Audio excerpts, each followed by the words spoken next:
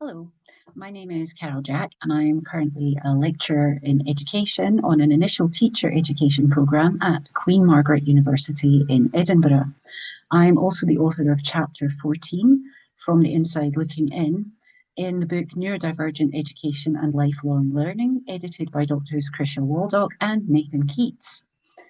This chapter is a result of a few strands of my life coming together in a way that interested me when I saw the proposal for this book.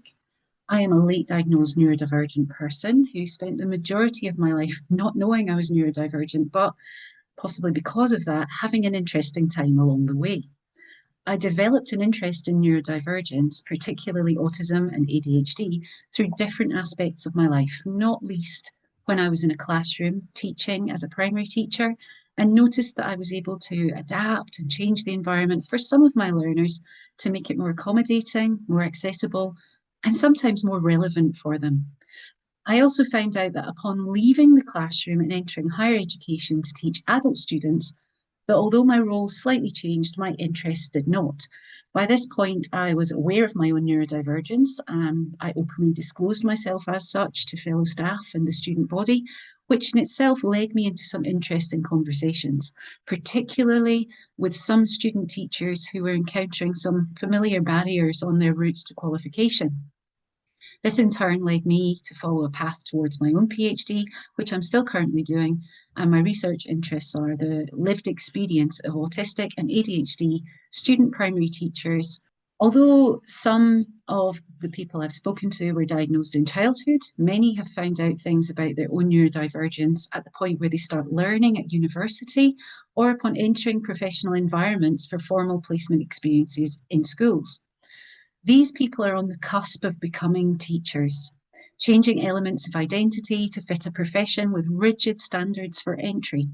Their acceptance for entry into the profession is reliant upon interpretation of those standards by qualified mentor teachers who assess them, and they also have to navigate a lot of hidden curricula.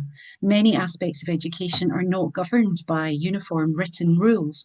They're to do with the way organisations, schools, universities run and operate through the accepted understanding of their systems and the perpetuation of those systems by the staff who work there.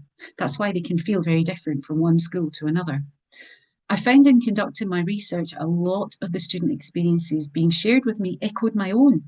Although I was in a position where I was unaware at the point where I qualified and for most of my teaching career that I was in fact neurodivergent, I thought it would be interesting for this chapter to reflect on my own experiences and tie in some of my current research through inclusion of participant voices to allow readers to question what happens in their own environments or education systems.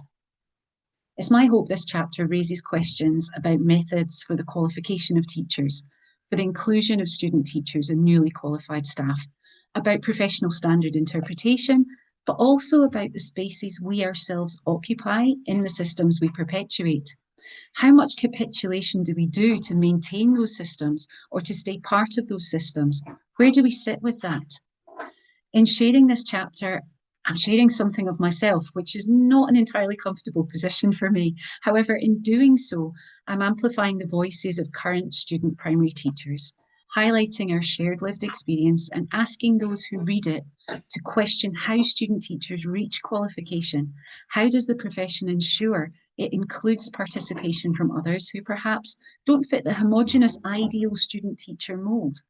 Who is represented in teaching and who is not? Who has to hide parts of themselves and why? To what cost? And how do we make our education systems more inclusive for all? Because in doing so, we hopefully make them more inclusive for the increasingly diverse range of children we purport to be there to teach. Sharing myself has not been easy, but I do so to represent the students who entrust me with their stories and to encourage others to ask questions and to seek solutions. Thank you.